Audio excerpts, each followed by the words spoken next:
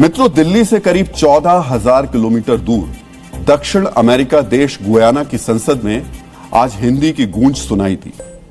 वहां के एक मंत्री ने हिंदी में भाषण दिया। बजट सत्र के दौरान एक चुनौती के जवाब में गुयाना के कृषि मंत्री ने हिंदी में जवाब दिया। मित्रों, भारत में भी बजट सत्र चल रहा है। यहां पर चर्चा के दौरान कई सांसद अंग्रेजी में भाषण दे रहे थे, लेकिन जिस गुयाना की आधिकारिक भाषा अंग्रेजी है, वहां की संसद में हिंदी में भाषण हुआ। कच्चा ते कृपान भेजो इन्हों पाकिस्तान। अब मोदी साहब उस पर अमल दखल कर रहे हैं, उस पर कहते हैं भेजो इन्हों पाकिस्तान। लेकिन चीमा साहब, ये क्या सोल्यूशन है? पाकिस्तान तो खैर मेरे ख्याल यू टर्न ले रहा है, जिस तरह का टूटा फूटा देख लिया है। बल्कि मैंने अपनी आंखों से देखा है कि हमारे पाकिस्तान के अंदर अब रिलीजियस हार्मनी आ रही है।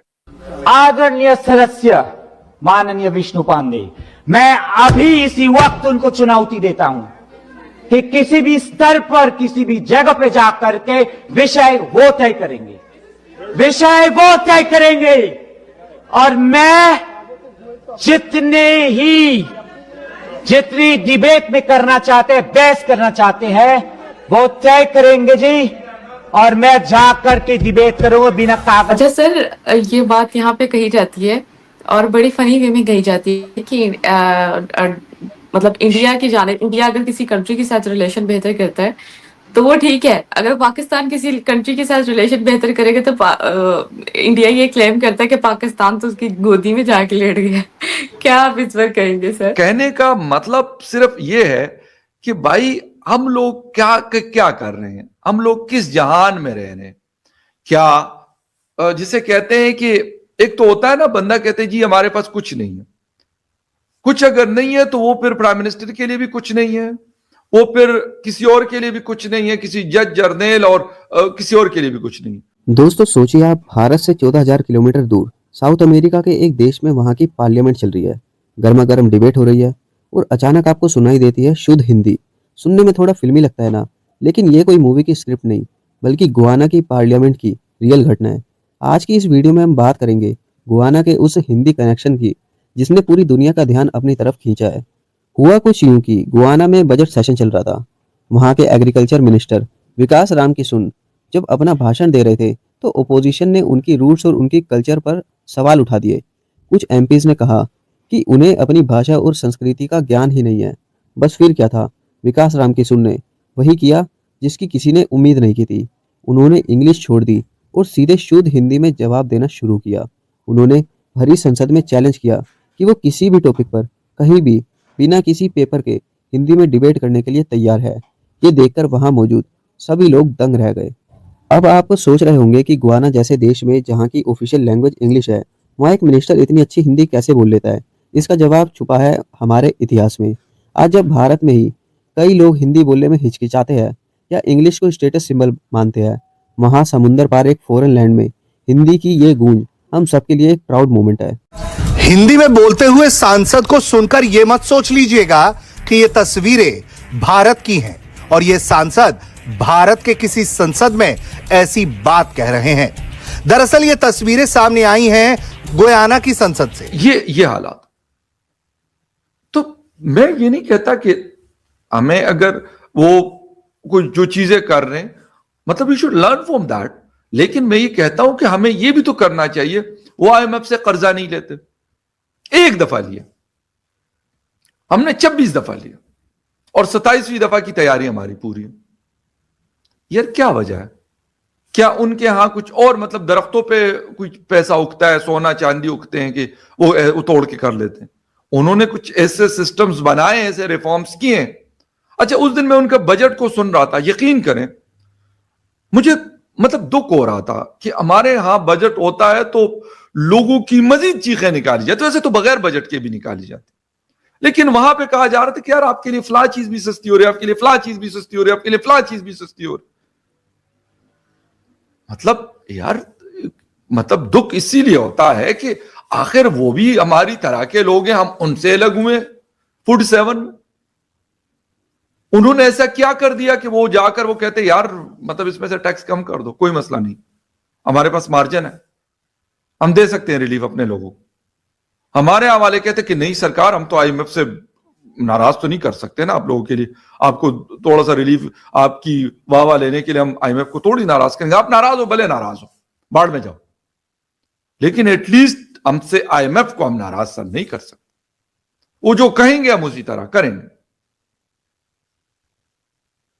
तो मतलब मैं ये कहने का जो मेन मतलब है कि 78 इयर्स में हमने नए ट्रैक तो छोड़ दे, हमने पुराने को अपग्रेड तक नहीं किया कि यार वक्त के साथ साथ जैसे रोड खराब हो जाती है, सेम लाइक द ट्रैक भी होता है कि 2026 में भी हमारी ट्रेनें जो है वो 60 किलोमीटर पर आवर की स्पीड से जाती, फिर कहते जी नुकसान हो रहा।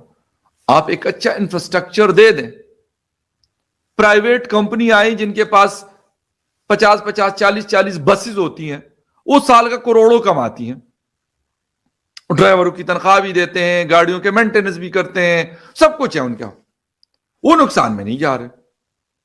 रेल हमारा नुकसान में, पीआईए जो एयरलाइन है हमारी नुकसान में, स्टील मिल हमारी नुकसान में, पीएसओ हमारा नुकसान में, पोस्टल सर्विसेज हमारी नुकसान में जा रही है, नेशनल बैंक हमारा नुकसान में जा रहा है। मतलब कौन सी चीज है जो नुकसान में नहीं जा रही? जिस इदारे को देखो वो नुकसान में ही जा रहा।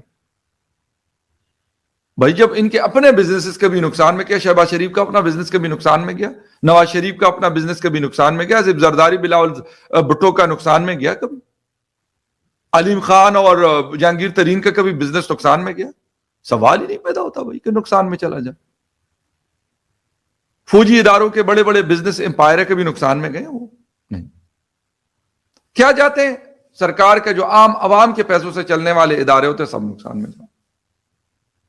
खैर एनीवे, मतलब कहने का मतलब सिर्फ ये है कि भाई हम लोग क्या कर रहे हैं, हम लोग किस जहान में रह रहे हैं। क्या जिसे कहते हैं कि एक तो होता है ना, बंदा कहते हैं जी हमारे पास कुछ नहीं है, कुछ अगर नहीं है तो वो फिर प्राइम मिनिस्टर के लिए भी कुछ नहीं है, वो फिर किसी और के लिए भी कुछ नहीं है, किसी जज जर्नल और किसी और के लिए भी कुछ नहीं है। यहां तो तमाशे चल रहे हैं,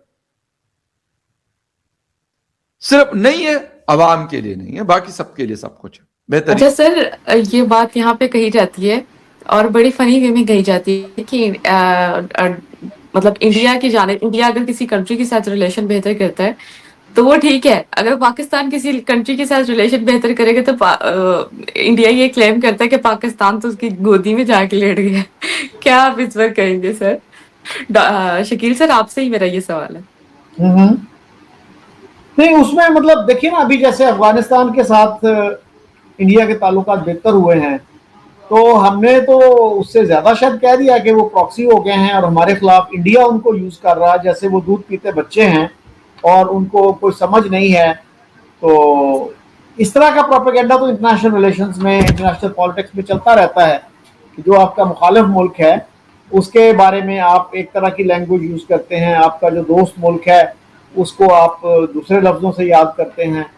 वो कहते हैं ना कि यू जज योर फ्रेंड्स चैरिटेबली एंड यू जज योर अपोनेंट्स वेरी हार्शली। तो इसकी बहुत सारी मिसालें हैं कि यानी रोजमर्रा में भी हम ये देखते हैं कि आप जब अपने बारे में कोई लैंग्वेज यूज करते हैं वो मुख्तलिफ होती है, दूसरे के बारे में करेंगे तो वो मुख्तलिफ होती है, अपना मुखालिफ हो अगर। तो मसलन मैं अगर कहूँ कि जी I am very particular about pronunciation and he is very fussy about grammar, तो अपने बारे में जब आप कहते हैं तो आप पर्टिकुलर हो जाते हैं, दूसरे को जब कहेंगे तो उसको कहेंगे कि वो बड़ा फसडी है, फसी है, यू नो। तो इस तरह तो चलता है इंटरनेशनल डिप्लोमेसी में, इंटरनेशनल प्रोपेगेंडा में। तो you choose words that are suitable for your purpose. बिल्कुल, तो मेरा ख्याल है सब मुल्क इस तरह से करते हैं। बिल्कुल। डॉक्टर साहब, मेरा आपसे भी यही सवाल है। दोस्तों, रामधारी सिंह दिनकर ने सच ही कहा था, जिस भाषा में मनुष्यता और साहस हो वही संसार का मार्गदर्शन करती है। गुयाना और भारत का ये रिश्ता आज का नहीं बल्कि सदियों पुराना है। 19वीं और 20वीं सेंचुरी की शुरुआत में ब्रिटिश राज के दौरान यूपी और बिहार के हजारों मजदूर बनकर गुयाना ले गए थे। उन्हें वहाँ शुगर केन के खेतों में काम करने के लिए भेजा गया था।